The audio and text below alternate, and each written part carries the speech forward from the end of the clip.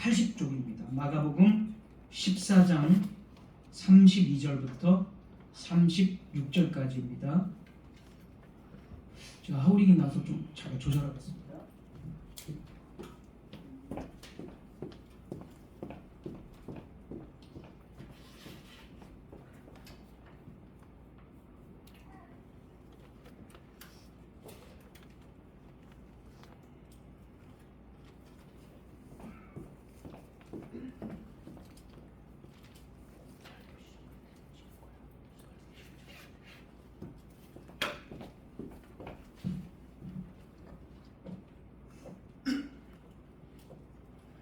마가복음 14장 32절부터 36절까지 제가 봉독하겠습니다.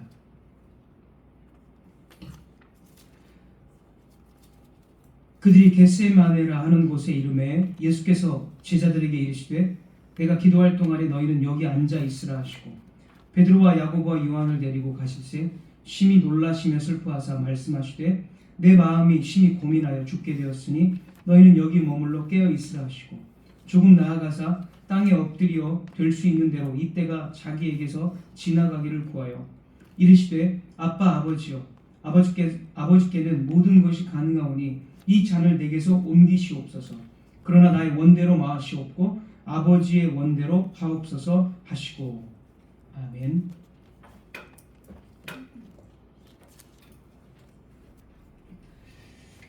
네, 오늘 슬픔을 쏟아내시는 그리스도라는 제목으로 하나님 말씀 증거하겠습니다.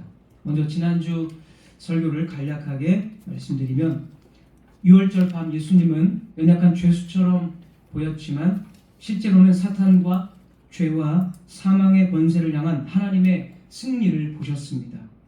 예수님께서 부르신 할렐 시편은 메시아의 고난과 죽음, 부활과 최종 승리를 예언하는 노래였으며 사탄은 그 찬양 속에서 자신의 패배를 보아야 했습니다. 겉으로는 인간적인 낮고 연약한 목소리였지만 그 찬송은 영적 세계를 뒤흔드는 권세와 하늘의 위엄으로 가득한 승리의 노래였습니다. 주님은 자신의 고난과 순종으로 시편의 말씀을 하나도 빠짐없이 성취하셨고 십자가와 부활을 통해 죄와 사망 아래 있던 인류를 구원하시는 완전한 구원자를 드러내셨습니다. 그 결과 할렐 시편은 더 이상 유대 민족의 역사만을 노래하는 찬양이 아니라 온 인류를 향한 새 언약의 구원 찬송이 되었습니다. 주님은 구약의 옛 찬송을 몸소 이루시고 성취하심으로써 신약 교회가 영원히 부를 구원의 찬양으로 끌어올리신 것입니다. 그래서 이제 성도들은 주님과 함께 그 승리의 노래를 부르며 구원과 영광의 은혜에 참여하게 되었습니다. 예수님께서는 이렇게 찬송하시고 이제 제자들과 함께 감난산으로 가셨습니다. 지난주 말씀 26절을 보면 14장 26절 이에 그들이 찬미하고 감난산으로 가니라. 그리고 감난산의 이제 아래쪽 부분인 겟세마네 동산에서 이 절규를 하시면서 하나님 아버지께 기도하셨습니다. 우리 보면 32절 보겠습니다. 32절 그들이 겟세마네라 하는 곳에 이르매 예수께서 제자들에게 이르시되 내가 기도할 동안에 너희는 여기 앉아 있으라 하시고. 겟세마네는 감람 기름 짜는 틀이라는 뜻인데 예수님께서 십자가의 죽음을 앞두고 이 감난산 그리고 이 겟세마네 동산에서 기도하셨다는 사실은 매우 중요한 하나님의 계시입니다. 감람나무와 이 감람기름은 성전과 깊이 연결되어 있습니다. 성막이나 성전과 깊이 연결되어져 있습니다. 감람기름은 이 성막이나 성전의 이 등잔불을 밝히는데 사용이 되었습니다. 출애굽기 27장 20절입니다. 출애굽기 27장 20절 읽고만 넘어가겠습니다. 너는 또 이스라엘 자손에게 명령하여 감람으로 짠 순수한 기름을 등불을 위하여 내게로 가져오게 하고 끊이지 않게 등불을 켜되. 그리고 성막의 기구들은 전부 감람나무 기름을 발라서 이것이 거룩한 다른 용도로 쓰이지 않고 오직 하나님께 제사하고 하나님의 이제 보좌죠. 하나님의 집이죠. 이 성전 성막이 하나님의 집의 용도로만 사용을 했습니다. 이 감람 기름을 발라서 다른 용도는 절대 사용하지 않고 오직 하나님께로만 전적으로 바쳐진 기구로 구별됨을 의미했습니다. 출애굽기 30장 24절에서 28절입니다. 출애굽기 30장 24절에서 28절. 제가 읽겠습니다. 계피 500세겔을 성소의 세겔로 하고 감람기름 한 흰을 가지고 그것으로 거룩한 관유를 만들되 향을 제조하는 법대로 향기름을 만들지니 그것이 거룩한 관유가 될지라. 감람기름으로 거룩한 관유, 이 기름을 만든다는 거죠. 26절. 너는 그것을 회막과 증거궤에 바르고, 회막, 이 성막 회막 같은 표현인데, 그 다음에 증거궤는 이제 가장 깊은 지성소 안에 있는 언약궤죠. 하나님의 보좌라고 불리는 발등상이라고 불리는 언약궤, 그 언약궤에 바르라는 겁니다. 27절. 상과 그 모든 기구이며, 모든 기구에 다 바릅니다. 등잔대와 그 기구이며 분향단과 및 번제단과 그 모든 기구와 물두멍과 그 받침에 감람기름을 전부 바르라는 겁니다. 그래서 이것은 전적으로 하나님께만 바쳐진 기구라는 것을 이 기름을 통해서 보여줬습니다. 그리고 성전에서 일하는 제사장을 임명할 때 역시 그들은 감람기름이 부어져서 그들을 제사장으로 임명을 했습니다. 그 다음에 성전의 일부 장식과 기물에도 감람나무가 이 재료로 사용이 되었습니다. 열왕기상 6장 23절입니다. 열왕기상 6장 23절. 내소 안에, 내소는 이제 성막에 있어서, 성전에 있어서 가장 그 깊은 곳인 지성소를 말하는 거죠. 내소 안에 감람나무로 두 그룹을 만들었는데, 그룹은 이제 이 천사의 한 이제 여러 천사 종류가 있는데 그 중에 하나 이제 케토빔이라고 하죠. 케루빔, 케토빔 뭐 이런 식으로 말하는데 한글 성경으로 그룹 이렇게 음역을 했습니다. 천사라고 생각하시면 됩니다. 두 천사 그룹을 만들었는데 높이가 각각 10규빗이다. 그래서 이 하나님의 보좌를 지키는 섬기는 천사를 이 감람나무로 만들었습니다. 그 다음에 31절도 보면 내소, 이 지성소에 들어가는 그 문 역시 감람나무로 만들었습니다. 6장 31절 나중에 여러분 찾아보시면 되겠습니다. 감람나무가 지금 성전과 성전의 이 제사장을 또 임명할 때 감람 기름이 부어졌기 때문에 성전의 기구들, 성전과 관련되고 제사장과 연관되어 있는 것을 볼 때 예수님께서 감람산에 그리고 겟세마네 감람 기름 짜는 틀, 이 동산에서 기도하신 것은 아무 이유 없이 뭐 우연적인 사건이 아니라 예수님의 직분을 나타내는 계시입니다.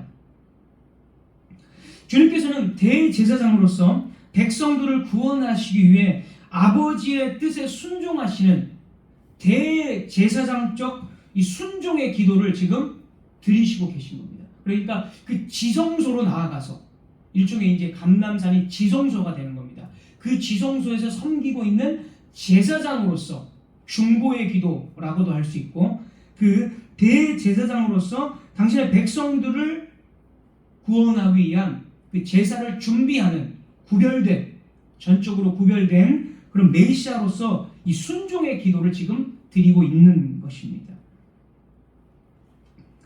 그것을 하나님께서는 계시를 지금 해 주신 것입니다.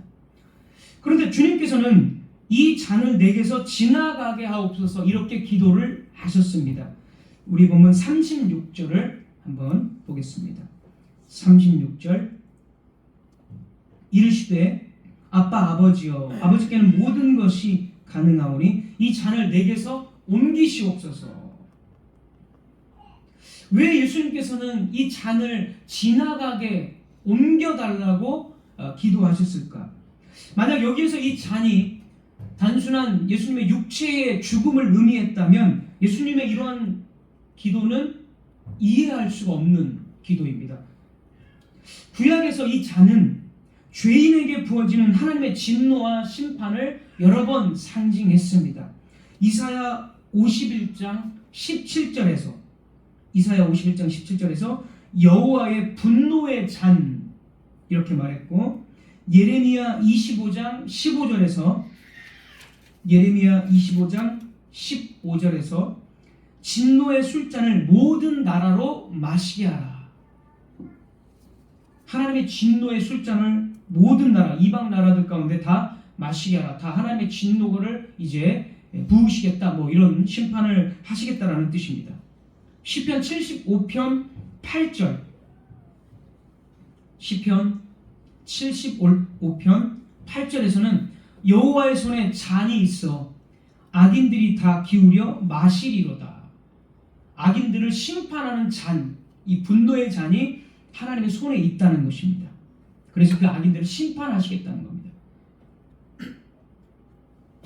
그래서 주님의 이 잔은 하나님의 진노와 저주를 받는 것이기 때문에 이것은 우리가 생각하는 그냥 육체적인 죽음이 아니라 하나님과 영원한 사랑 가운데 연합하신 그 예수님께서 하나님과 단절되시고 하나님의 진노와 저주를 받는 것이기에 이것을 옮겨주십시오라고 예수님은 기도하신 것입니다. 우리의 입장에서는, 인간의 입장에서는 아니 하나님과 좀 단절되고 하나님과 그 연합이 좀 깨지고 이런 게 뭐 크게 무슨 상관이 있나? 그것은 이제 죄악된 우리들의 모습이죠.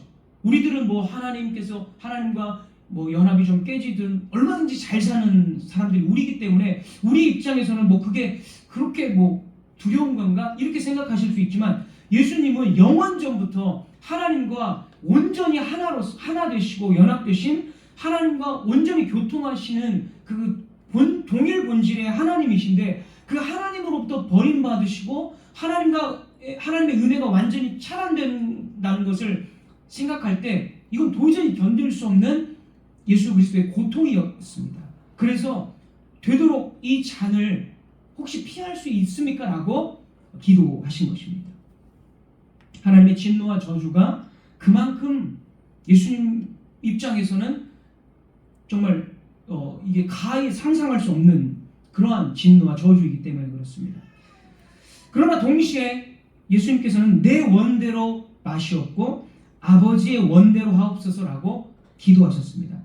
그것은 자신의 뜻보다 아버지의 뜻을 더 앞세우시며 끝내 그 뜻을 온전히 받아들이시고 순종하시겠다라는 기도였습니다. 그래서 이제 그렇게 기도를 하시는 거죠. 그런데 여기서 조금 이상한 점이 있습니다. 예수님께서는 조금 예상치 못한 모습을 보여주십니다. 그것은 예수님께서 매우 연약하고 두려워하는 모습을 보여주셨다는 것입니다. 우리 본문 33절 한번 보겠습니다.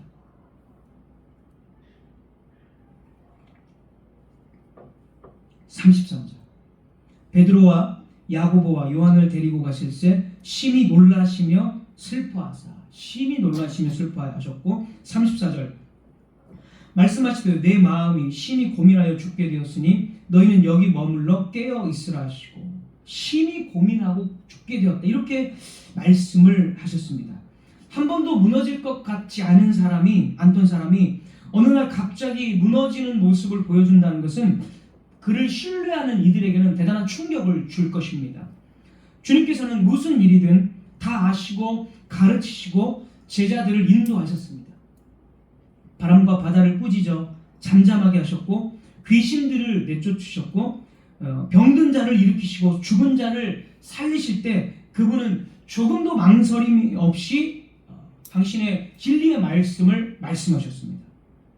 제자들은 예수님은 결코 무너지지 않을 것 같은 분이었습니다. 제자들의 입장에서. 그런데 지금 이 겟세마네에서의 예수님은 말하자면 붕괴 직전의 남자이셨습니다. 심히 놀라셨다. 이 33절에 심히 놀라셨다. 이 단어는 극도의 충격과 공포 앞에서 정신적으로 완전히 압도당하는 상태를 가리킵니다. 그리고 슬퍼하사 이 표현은 깊은 비탄과 극심한 고뇌로 인해서 마음이 완전히 짓눌리는 상태를 의미합니다. 그 다음에 34절에 심히 고민하였다. 이것은 사방에서 이 슬픔으로 둘러싼 상태를 뜻합니다. 슬픔이 마음 한 부분에 있는 정도가 아니라 온 존재를 완전히 둘러싸고 에워싸서 눌러버리는 상태, 이 상태입니다. 그래서 예수님은 그런 표현을, 그리고 내가 이제 죽게 되었다라고 말씀을 하십니다. 예수님은 십자가의 죽음을 왜 담대하고 의연하게 맞이하지 못하고 심히 두려워 떨고 계실까요? 물론 하나님의 진노와 저주 때문에, 앞서 제가 말씀드린 대로 하나님의 진노와 저주 때문에 두려워 떨고 계시는 것이 맞습니다. 하지만 우리는 여기서 멈추지 않고 구속의 계시로서 주님의 슬픔을 바라볼 수 있어야 합니다. 세상 사람들 중에는 죽음 앞에서 두려워하지 않고 의연하게 죽은 사람들이 많기 때문입니다. 예를 들어서 이 고대 아테네의 철학자인 소크라테스는 BC 399년경에 사형 선고를 받았습니다. 그러나 그는 독이 든 음료를 마시고 죽을 때 전혀 두려워하거나 약해지지 않았습니다. 소크라테스는 어떻게 그렇게 의연하고 침착하게 죽음을 받아들일 수 있었을까요? 소크라테스는 인간의 육체보다 영혼과 진리를 더 중요하게 생각했습니다. 그는 이 철학이라는 것은 자신의 영혼을 올바르게 가꾸고 진리를 추구하는 삶이라고 보았습니다. 그의 철학은. 또한 죽음을 생각할 때 죽음을 완전한 끝이라기보다 영혼이 육체의 속박에서 이 벗어나는 과정으로 이해했습니다. 소크라테스의 그 철학. 플라톤은 이제 더 나아가죠. 죽음을 이제 육체라는 감옥을 영혼이 탈출하는 과정. 이것을 이제 플라톤은 그런 식으로 이해하죠. 그래서 이데아론을 펼치죠. 소크라테스도 그런 비슷한 부분이 있습니다. 그의 철학에. 죽음을 영혼이 육체의 속박에서 벗어나는 과정으로 죽음을 이해하는 것이죠. 이러한 철학적 태도는 그의 죽음 앞에서 그대로 이제 나타나는 것이죠. 소크라테스는 자신의 감정과 두려움을 억제하는 데 매우 뛰어난 사람이었고, 죽음이라는 상황에 압도되기보다 차분하게 자신의 삶과 신념을 돌아보며 죽음을 이성적으로 받아들이려고 했습니다. 그는 마지막 순간까지도 자신의 철학과 신념을 포기하지 않았으며 인간으로서의 이 품위와 이성을 죽음 앞에서도 지키려고 노력했습니다. 그래서 이 소크라테스가 보여준 이 죽음은, 이 죽음 앞에서의 보여준 의연함은 인간이 도달할 수 있는 이 어떤 윤리적 또는 철학적 완성을 보여줍니다.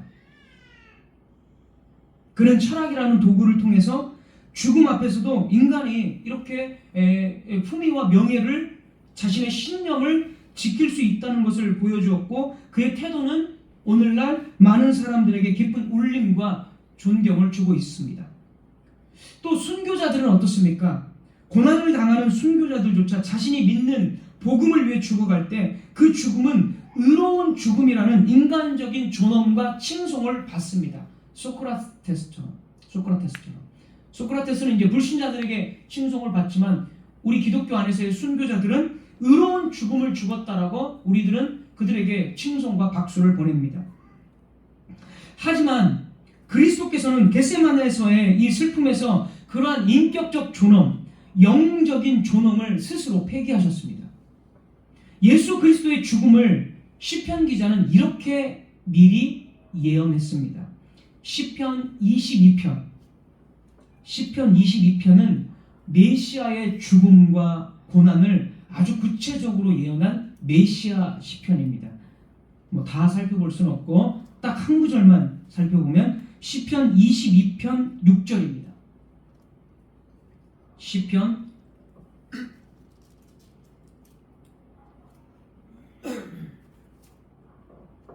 22편 6절. 나는 벌레요 사람이 아니라. 메시아가 죽는 어떤 이런 상황들을 구체적으로, 아주 구체적으로 예언을 했는데 6절 보면 나는 벌레요 사람이 아니라. 예수님의 죽음은 인간으로서의 자격을 잃어버린 벌레와 같은 죽음이었습니다. 그분은 하나님 앞에 계시면서 스스로를 사람이 아닌 벌레다라고 자신을 칭하셨습니다. 이것은 단순한 겸손이 아니죠.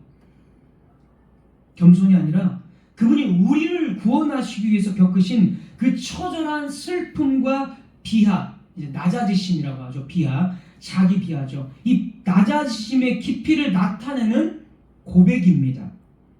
처절한 낮아지심에 있는 사람이 의연한 모습, 담대한 모습을 보인다면 그것을 어떻게 낮아지심이라고 표현할 수 있겠습니까? 예수님께서 의연하고 담대한 모습으로 죽어가시고 기도하셨다면 어떻게 시편 22편의 모든 자신에 대한 예언을 성취하실 수가 있겠습니까?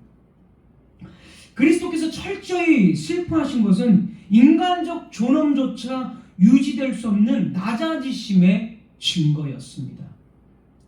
그리스도는 자신의 슬픔을 통해 모든 영광이 벗겨지고 존재 전체가 무너져 내리는 것을 지금 보여주신 것입니다. 우리를 위해서. 만약 그리스도께서 의연하셨다면, 순교자들이나 소크라테스처럼 의연하셨다면 그것은 당신 자신의 죄 없음과 의연함을 증명하는 시간이 되었을 것입니다. 하지만 그리스도께서는 하나님의 형상을 입은 존재로서 누리던 모든 기쁨과 영광이 박탈될 때 그곳에는 오직 소외와 심판과 극심한 슬픔밖에 없다는 사실을 보여주셔야만 했습니다. 그래서 사람들의 의연한 죽음과 달리 그리스도께서는 자신의 슬픔을 억제하지 않으셨습니다. 또한 그리스도께서 슬픔을 억제하지 않고 쏟아내시는 행위는 우리 인간이 느끼는 죽음의 공포와 죄의 무게를 온전히 자신의 것으로 받아들이셨다라는 뜻입니다.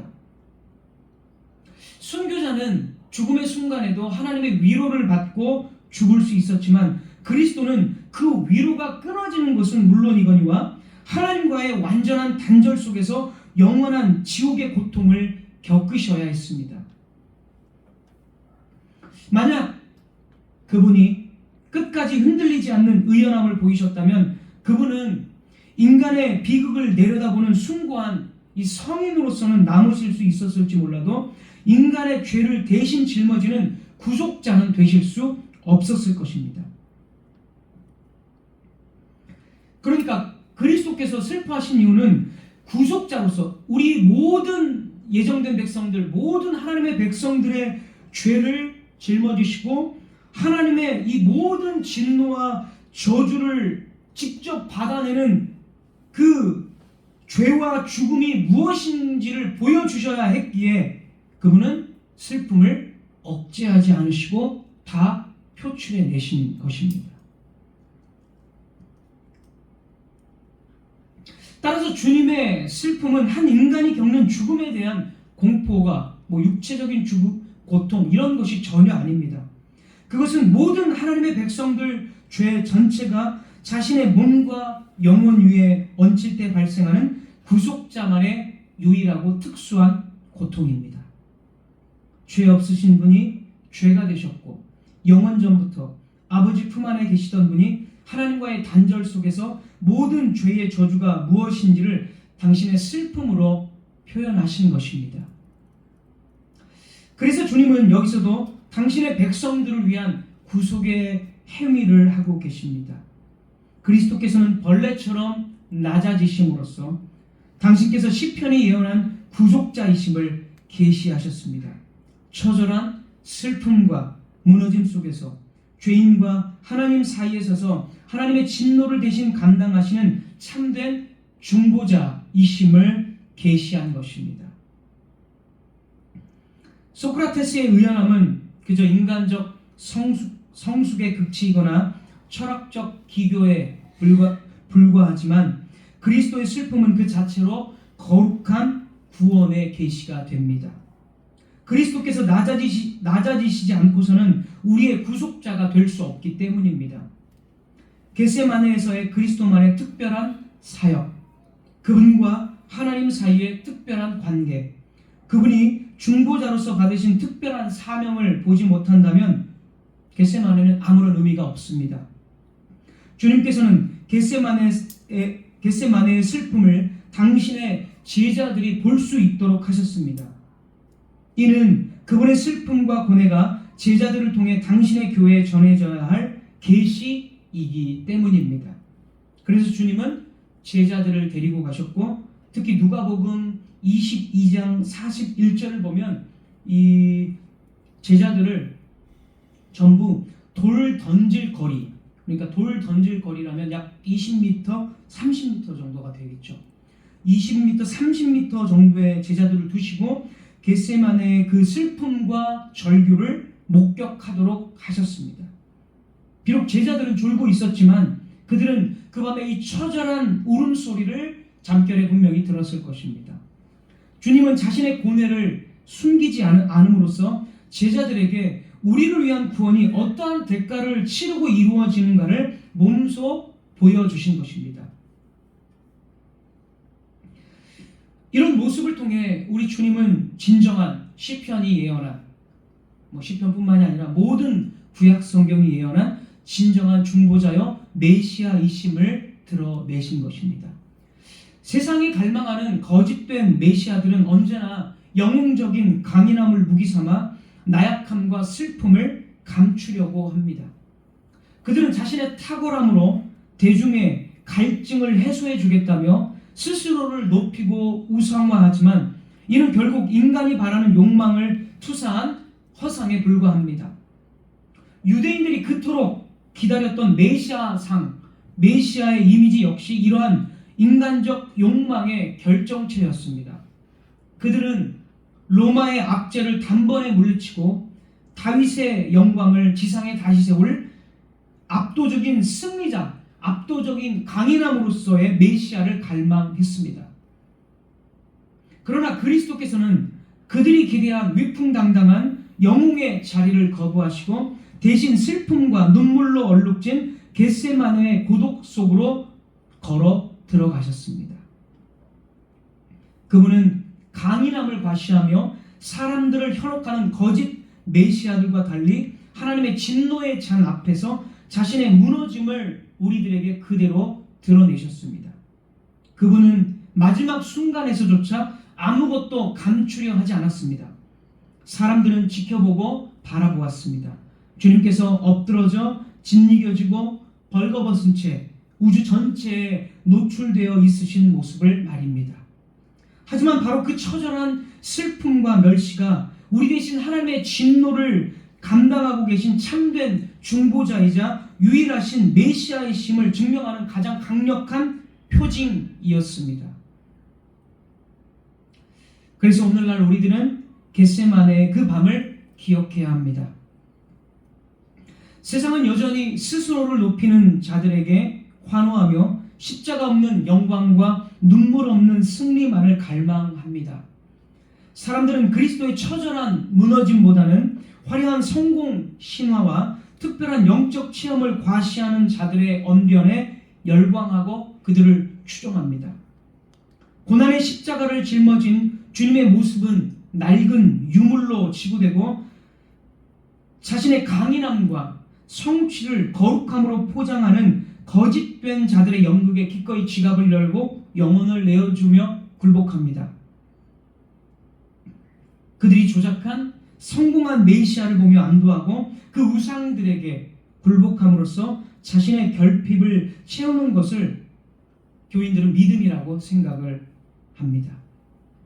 그래서 이 거짓된 이런 메시아 이런 사람들 정말 특별한 강인함과 특별한 체험들을 사람들에게 많이 이야기하고 또 교인들은 그래서 그런 메시아를 추종하면서 그들의 신앙은 이미 본질에서 멀리 떠나져 있습니다.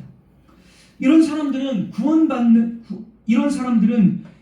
죄인으로서 하나님 앞에 납작 엎드리는 것, 그리고 십자가의 그 고뇌를 묵상하는 것을 견디지 못합니다. 그들은 신앙이라는 이름으로 자기 고향이라는 이 우상을 숭배합니다. 자기 고향, 이 말은 무슨 말입니까? 자신을 더 높은 수준의 영적 존재로 개발하는 일에 몰두하고 성경을 도구 삼아 자신의 내면을 세련되게 다듬고 고결한 인격과 신비로운 영적 성취를 쌓아 올리는 겁니다. 이게 자기 고향이죠. 이것은 겉으로 보기엔 대단히 경건하고 성숙해 보이지만 실상은 하나님의 구속 사역에서 벗어나 자기 안에서 충족을 찾는, 그래서 스스로가 메시아가 되고자 하는 이방 종교와 같은 것입니다. 겟세마네에서의 슬픔과 십자가는 그들의 자아 완성과 성취라는 화려한 경건 앞에서 거추장스러운 장애물일 뿐입니다. 이 얼마나 가증스러운 일입니까? 겟세마네에서 온 세상의 죄를 짊어지고 신음하셨던 그 거룩한 슬픔을 오히려 자신의 영적 우월성을 정당화하기 위해 이용하고 있을 뿐입니다. 우리는 이런 거짓 메시아들의 경건, 잘못된 경건들, 그리고 스스로가 메시아가 되고자 하는 그런 잘못된 경건들에서 돌아서야 합니다. 우리는 겟세마네 그리스도께서 하나님 앞에서 무너지고 두려움으로 떠셨다는 사실 그대로를 계시로서 받아들여야 합니다. 바로 그 고뇌와 슬픔이 곧 우리의 구원이기 때문입니다. 그리스도는 여러분의 참된 메시아이자 우리를 대신하여 진노를 들이키신 중보자이십니다. 그분은 우리를 구원하기 위해 나약함이라는 불명예와 두려움이라는 멸시를 개의치 않으셨습니다. 만일 그리스도께서 저 거짓 메시아들처럼 당신의 고통을 감추고 외적인 신비의 형상이나 강인한 영웅의 모습으로 대중에게 호소하여 당신의 그럴듯한 완벽함을 유지하셨다고 상상해 보십시오. 만일 그분이 겟세마네에서 땀방울이 핏방울이 되도록 쏟으신 그 처절한 슬픔을 숨기고 세상을 향해 강인함만을 내비쳤다면 어떻게 되었겠습니까? 그렇다면 그것은 우리의 죄를 대신하는 대속의 죽음이 아니라 단지 탁월한 한 인간의 존엄한 죽음 또는 자신의 결백을 증명한 순교자의 죽음에 불과했을 것입니다. 강인함으로 무장한 죽음은 고통을 의연하게 맞이할 수는 있어도 하나님의 진노가 쏟아지는 끝도 없는 죄의 무게로 내려가지는 못하기 때문입니다.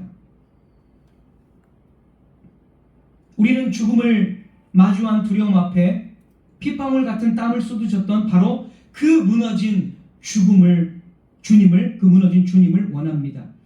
그분이 하나님의 진노 아래서 그토록 처절하게 무너져 내리셨기에 비로소 우리의 죄와 그에 따른 형벌이 그분 안에서 종결될 수 있었습니다. 겟세마네에 무너짐이 없는 메시아는 죄인을 하나님께로 인도할 다리가 될 수 없다는 사실을 여러분 기억하십시오. 그래서 그리스도만의 특별한 슬픔은 메시아의 결함이 아니라 우리를 향한 사랑을 증명하는 구원의 표징입니다. 그분께서 뿌리신 눈물의 씨앗만이 오늘날 우리에게 생명의 열매가 되었음을 기억하십시오. 우리는 그분의 슬픔을 통해 우리가 얼마나 큰 사랑으로 구원받았는지를 발견하고 그분 앞에 오직 경외함과 믿음으로 엎드려야 합니다. 성공신화와 자아개발을 쫓는 화려한 경건, 그곳에는 그리스도가 계시지 않습니다.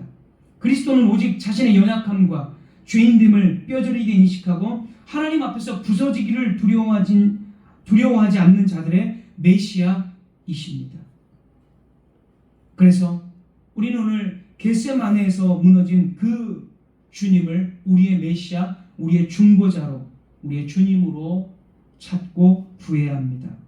그분의 유일하고 독특한 슬픔 속에 들어가지 않고는 구원을 맛볼 수 없으며 그분의 영광에 참여할 수가 없습니다. 겟세마네는 두 번 다시 일어나지 않습니다. 두 번 다시 우리가 흉내낼 그런 모범적인 기도가 아닙니다. 우리는 겟세마네의 기도를 본받아서 거룩한 경건에 우리가 스스로 들어갈 수 있다는 그런 자기고향적 자칭 메시아, 스스로 메시아가 되고자 하는 그런 모든 잘못된 경건을 버려야 합니다. 그런 헛된 것에 몰두하고 주님의 그 구속의 계시를 하나의 모범으로 받는 사람은 결국에는 경건주의가 되고 자기를 훈련시키는 율법주의의 늪에 빠지고, 그것은 결코 구원이 아닙니다.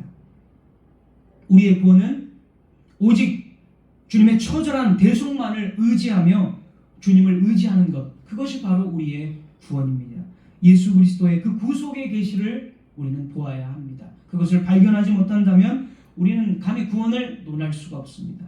말씀을 맺겠습니다. 우리가 그리스도의 슬픔을 통해 보아야 할 것은 인간의 영웅적 용기도 아니요 우리가 따라야 할 모범도 아닙니다. 우리를 살리기 위해 기꺼이 하나님께로부터 버림받은 자리에까지 내려가신 중보자이며 메시아이신 분, 곧 죄인된 우리를 대신하여 끝까지 낮아지심으로 사랑을 완성하신 하나님의 어린 양입니다. 구원은 강한 자의 정상에서 완성되지 않고 철저히 낮아진 자리에서 시작됩니다. 그분이 바로 우리의 구주 예수 그리스도이십니다. 기도하겠습니다. 하나님 아버지,